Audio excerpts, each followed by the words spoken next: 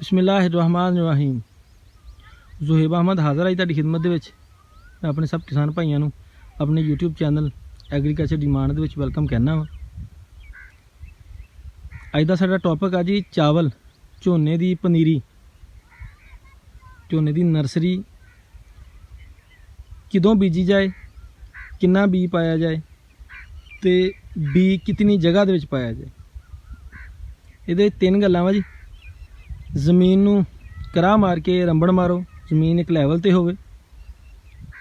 जमीन नूं झोना पनीरी दा बी पाउण तो पहलों 24 घंटे पहलों पानी भर दिओ ते 24 घंटे पहलों ही तुसी अपनी जिहड़ी चावल आ जिहड़ा बी आ चावल दा उहनूं भें दिओ। 24 घंटे खुले पटसन दी बोरी दे विच पा के खुला भें दिओ। 24 घंटिਆਂ तो बाद चो जिहड़ी जगह जिथे तुसी पानी लाया होना वा उहनूं फे भरो, भर के ते बी दा छट्टा मार दिओ उत्ते। जदों पानी थले डाउन हो जाए, पानी घट जाए, उदों अक्सर लोग रूड़ी भी पा लेंदे आ ते तूड़ी भी पा लेंदे आ। तूड़ी वाला काम सारे नालों बेहतर है जी। रूड़ी दे विच गंद दा बी बहुत हुंदा, जड़ी बूटियां दा बी बहुत हुंदा, जिहड़ा बाद चों बहुत मुश्किल पेश करदा वा, जिहदा करके नर्सरी खराब भी हो जाती है। तो नंबर 2, बी कितना पाया जाए, कितनी जगह च पाया जाए।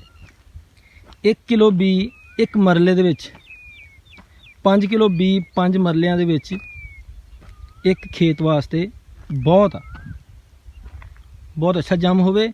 5 किलो बी बहुत ज़्यादा वा। तो दूसरा इनू खाद किहड़ी पाई जाए। इनू 1 विगे दे हिसाब नाल सिंगर सुपर फास्फेट ये पा के बीजो। तो पनीरी जैसन 10 दिन दी हो जाए, इनू जिंक 27% किसी भी अच्छी कंपनी का फ्लड कर दिओ। पत्ता लपेट सुंडी का स्प्रे भी हुंदा वा जी। तो इनू जहर आलूद भी किया जाता वा, काटे पाई जाती है। तो बाकी इंशाअल्लाह मज़ीद इन्फॉर्मेशन चावल के बारे, झोने के बारे अगली वीडियो दी जाएगी।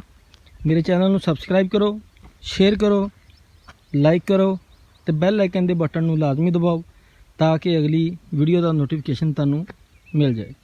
अस्सलाम वालेकुम।